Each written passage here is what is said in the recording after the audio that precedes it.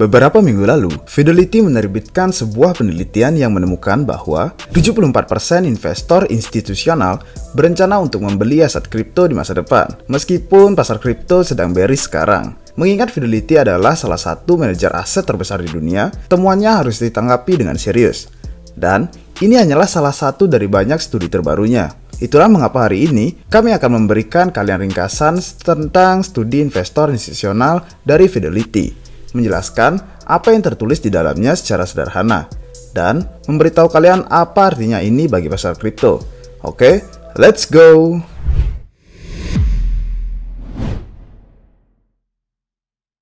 Mengenai laporan institusi Fidelity, studi yang akan kami rangkum hari ini merupakan temuan utama dari studi aset digital investor institusional yang ditulis oleh divisi aset digital Fidelity. Baru-baru ini memungkinkan investor institusional untuk membeli Ethereum dan kemudian mengumumkan akan memperkerjakan 100 karyawan lagi. Bisa dibilang ini merupakan pembuktian bahwa temuan penelitian ini adalah benar dan bukan hanya sekedar harapan belaka. Laporan studi ini dimulai dengan menjelaskan bahwa Fidelity telah mengambil survei pendapat para investor institusional tentang aset kripto sejak 2018, yang mungkin di mana sekitar puncak siklus pasar kripto sebelumnya. Penulis menjelaskan bahwa penelitian ini mencangkup sentimen dan perilaku investor institusional. Penelitian ini tidak memiliki informasi tentang bagaimana pendapat telah merubah selama paruh kedua tahun ini. Sebagai konteks, paruh pertama tahun ini untuk kripto berakhir dengan runtuhnya Terra Luna, bangkrutnya Three Arrows Capital, dan beberapa platform kripto lainnya seperti Celsius. Ini pada dasarnya adalah periode paling bearish untuk pasar kripto di dalam siklus saat ini. Penulis memberikan beberapa statistik tentang 1052 investor institusional yang disurvei Fidelity.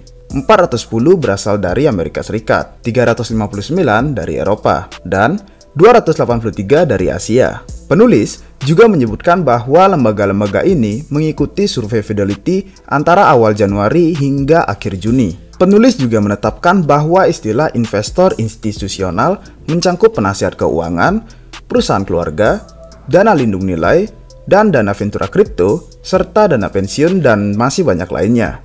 Kepemilikan dan sikap. Bagian kedua dari studi ini menyangkut kepemilikan institusional dan sikap terhadap aset kripto. Temuan di slide pertama mengungkapkan bahwa sikap investor institusional terhadap aset kripto sebenarnya meningkat secara positif antara tahun 2021 dan 2022. Secara keseluruhan, persepsi positif aset kripto oleh investor meningkat dari 47% menjadi 57%. Di Amerika Serikat meningkat dari 29% menjadi 39%.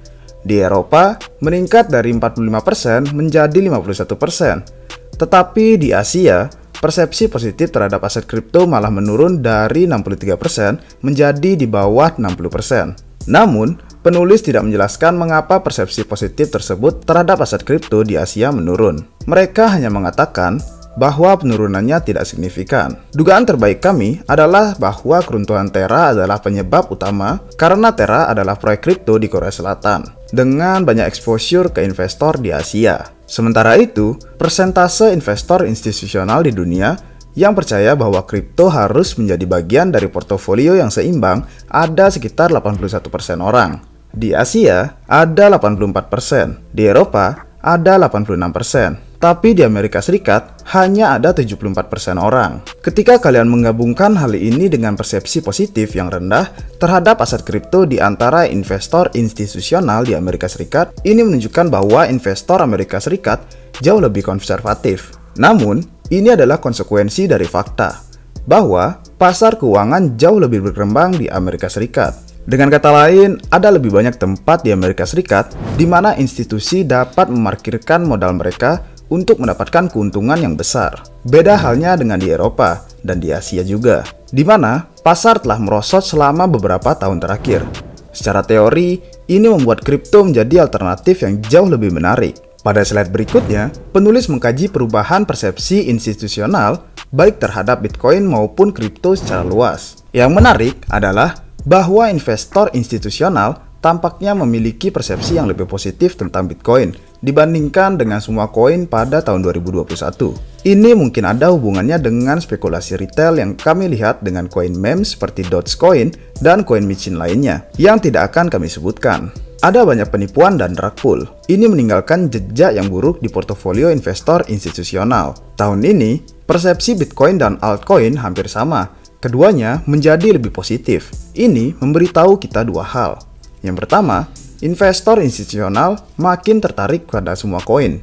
Dan yang kedua, mereka semakin melihat kripto sebagai sebuah kelas aset yang sah.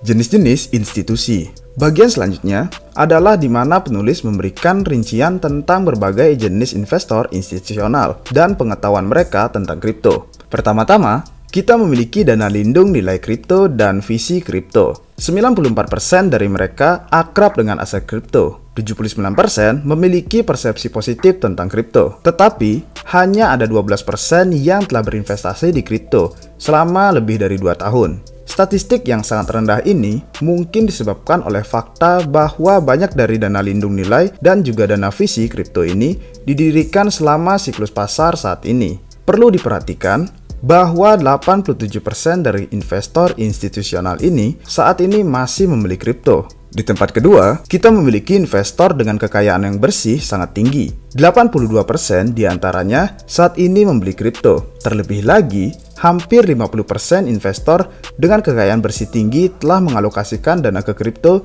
selama lebih dari 2 tahun. Ini jauh lebih tinggi daripada jenis investor institusional lainnya. 80% investor dengan kekayaan bersih tinggi menganggap diri mereka paham tentang kripto. Sementara, 74% dari mereka memiliki persepsi positif tentang kelas aset ini. Di tempat ketiga, kita memiliki penasihat keuangan. Penasihat keuangan tampaknya menjadi yang paling bullish di kripto.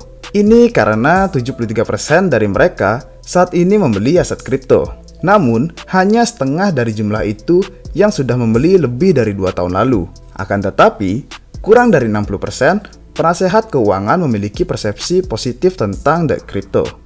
Hal ini menunjukkan bahwa mungkin banyak dari mereka yang mengalami kerugian. Di tempat keempat, kita memiliki kantor keluarga alias keluarga yang kaya raya yang mungkin terlalu malas untuk berinvestasi sendiri. Hanya 37% dari kantor keluarga yang saat ini memiliki exposure terhadap kripto. 25% kantor keluarga telah berinvestasi di kripto selama lebih dari 2 tahun. Dan 54% dari mereka menganggap diri mereka paham dengan kripto. 30% dari mereka saat ini memiliki pendapat yang positif terhadap kripto, yang konsisten dengan alokasi mereka 38%. 3 kategori terakhir investor institusional yang disurvei Fidelity adalah dana lindung nilai tradisional, dana abadi dan yayasan, dan dana pensiun. Ketiganya memiliki alokasi yang sangat rendah untuk kripto, tidak terlalu paham dengan kelas aset ini, dan tidak merasa nyaman saat memegang aset kripto. Adopsi yang rendah ini tampaknya menjelaskan bahwa dana lindung nilai tradisional mungkin terpisah dari operasi dana lindung nilai kripto mereka. Dana abadi dan yayasan mungkin lebih suka menyimpan perbendaharaan mereka dalam bentuk tunai, dan dana pensiun biasanya memiliki batasan ketat atas aset apa yang dapat mereka beli. Adapun perspektif negatif tentang aset kripto, sebagian besar mungkin karena orang yang bekerja untuk institusi semacam ini yang sudah tua dan sangat konservatif. Mereka lebih memilih untuk membeli obligasi pemerintah, sama seperti para penerbit stablecoin. Sepertinya ingin mengambil alih kripto secara perlahan. Minat institusi. Fidelity juga bertanya kepada investor institusional tentang mengapa mereka tertarik dengan aset kripto. Alasan nomor 1 adalah potensi keuntungan. Alasan kedua karena teknologi, dan ketiga karena desentralisasi. Alasan keempatnya sangat menarik, yaitu bebas dari campur tangan pemerintah.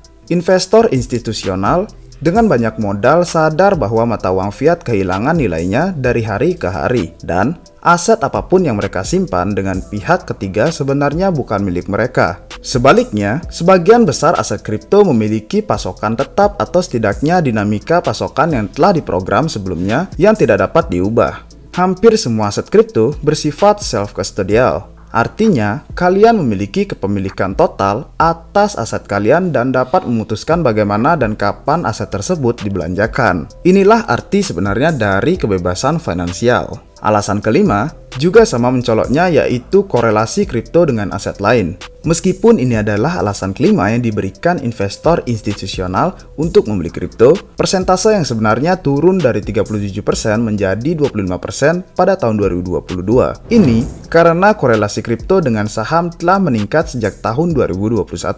Jika kalian menonton salah satu video kami tentang Federal Reserve, kalian akan tahu bahwa korelasi kolektif dari hampir semua kelas aset pada akhirnya disebabkan oleh kenaikan suku bunga The Fed. Kenaikan ini secara efektif telah menjedot uang dari semua kelas aset dan masuk ke dolar Amerika Serikat yang menyebabkan semua aset lainnya hancur. Terlepas dari kinerja kripto yang buruk, lindung nilai inflasi masih menjadi alasan keenam yang paling banyak dikutip untuk mengalokasikan dana ke kripto, termasuk untuk mendapatkan exposure di DeFi, seperti halnya peluang untuk mendapatkan imbal hasil dalam protokol DeFi. Dua alasan terakhir mengapa institusi mengatakan bahwa mereka berinvestasi dalam kripto adalah karena peluang arbitrage dari DeFi dan ketahanan dari sensor pemerintah. Keraguan institusi. Bagian selanjutnya dari studi Fidelity mencangkup semua alasan mengapa investor institusional ragu untuk masuk ke kripto. Alasan pertama adalah volatilitas harga. Di kalangan investor institusional di Amerika Serikat, mereka hampir 60% mengatakan bahwa volatilitas adalah hambatan utama untuk berinvestasi di kripto. Alasan ini juga merupakan alasan nomor satu yang diberikan oleh institusi di semua wilayah, yang di Eropa sekitar 50% dan di Asia ada di bawah 40% orang. Alasan kedua yang paling banyak dikutip adalah kurangnya dasar-dasar untuk mengukur nilai sebuah koin atau token. Valuasi sebagian besar aset kripto hampir tidak masuk akal ketika kalian mempertimbangkan dinamika penawaran dan permintaan aset-aset ini. Ini berlaku untuk overvaluation dan undervaluation. Alasan ketiga yang paling banyak dikutip adalah masalah keamanan. Mengingat bahwa masalah regulasi dan hak kustodian terdaftar secara terpisah. Perlu diperhatikan bahwa investor institusional di Amerika Serikat tampaknya menjadi yang paling konservatif karena mereka mendapat skor tertinggi untuk semua hambatan ini. Alasan keempat yang paling banyak dikutip berkaitan dengan manipulasi pasar. Perlu diingat bahwa investor institusional dapat bertanggung jawab atas manipulasi pasar ini, tetapi masuk akal jika mereka merasa takut satu sama lain dalam hal ini. Kompleksitas atas masalah keamanan kripto oleh klien dan klasifikasi peraturan aset kripto tertentu keduanya berhubungan dengan hambatan kelima yang paling banyak dikutip untuk berinvestasi di kripto. Penulis lalu menilai apakah investor institusional percaya bahwa aset kripto harus menjadi bagian dari portofolio mereka. Lebih dari 80% mengatakan iya secara keseluruhan, tetapi Amerika Serikat berbeda dengan 26% investor institusional mengatakan aset kripto tidak boleh menjadi bagian dari portofolio mereka. Hal terakhir yang penulis teliti adalah daya tarik instrumen investasi institusional. Di Amerika Serikat dan Asia, ETF spot Bitcoin dipandang sebagai sarana investasi institusional yang paling menarik. Namun di Eropa, kendaraan investasi institusional yang paling menarik adalah dana aset multidigital yang dikelola secara aktif, alias kendaraan investasi dengan banyak aset kripto di dalamnya. Daya tarik ETF kripto di negara Eropa berkaitan dengan fakta bahwa suku bunga di zona euro negatif baru-baru ini. Apa artinya ini untuk kripto? Pertanyaan besarnya adalah, apa arti studi Fidelity ini untuk pasar kripto? Tentu saja, temuan ini sangat meyakinkan. Investor institusional perlahan tapi pasti mulai memahami bahwa kripto memiliki beberapa proporsi nilai unik yang serius. Hal ini terlihat dari unsur-unsur tentang industri yang menarik bagi mereka, seperti ketahanan dari sensor, desentralisasi, dan inovasi. Temuan Fidelity juga mengirim pesan ke industri kripto tentang elemen mana yang perlu ditingkatkan. Mereka menghadirkan peluang besar bagi calon perusahaan kripto yang memilih untuk mengatasi masalah institusi-institusi ini. Hal ini sangat relevan dengan hambatan-hambatan yang dilihat investor institusional saat mengalokasikan dana mereka ke aset kripto. Satu-satunya hal yang tak terduga adalah semua kegilaan yang telah kita lihat sejauh ini di paruh kedua tahun ini, baik secara makro maupun secara mikro di pasar kripto itu sendiri. Laporan pendapatan kuartal 3 mulai masuk dan jelas bahwa pasar saham sedang bermasalah. Pasar perumahan juga jatuh dan bahkan pasar untuk obligasi pemerintah mulai goyah. terutama di luar Amerika Serikat. Sementara, obligasi belum menjadi tempat yang aman secara historis. Beberapa analis makro percaya bahwa mereka akan memisahkan diri dari pasar saham dan ketika ekonomi global memasuki resesi yang dalam. Pada saat itu, kita mungkin akan melihat banyak likuiditas institusional mengalir keluar dari aset lain termasuk aset kripto, dan mungkin akan membutuhkan waktu 1 tahun atau lebih sebelum mereka mulai meningkatkan toleransi resiko mereka. Ketika toleransi resiko itu kembali, jelas bahwa kripto akan menjadi tempat berinvestasi yang menarik. Oke guys, itu saja untuk video hari ini tentang studi investor institusional Fidelity. Jika kalian merasa video ini bermanfaat, jangan lupa like dan share ke teman-teman kalian. Dan jangan lupa subscribe biar nggak ketinggalan konten-konten dari Republik Rupiah. Sampai jumpa di video-video lainnya. Cheers! Halo semuanya, jika kalian baru saja memulai perjalanan kripto kalian, atau jika kalian sudah berpengalaman dan ingin menyelam lebih lanjut, kami memiliki semua bantuan dan informasi yang kalian butuhkan jika kalian bergabung menjadi anggota komunitas Republik Rupiah. Di website republikrupiah.com, kami juga memiliki berbagai artikel berita seputar dunia kripto, artikel blog gratis, dan link video YouTube kami yang dapat kalian cari dan akses secara gratis. Kami juga memiliki merchandise RR seperti yang saya sedang pakai ini, yang dapat kalian beli langsung dari website kami. Dan tentu saja, semua video yang kalian tonton hari ini bukan merupakan nasihat keuangan. Semua konten yang kami buat hanya ditujukan sebagai hiburan maupun edukasi semata. Jika kalian mencari nasihat keuangan, kalian bisa menghubungi penasihat keuangan terdekat kalian atau penasihat keuangan lainnya. Sampai jumpa di video berikutnya.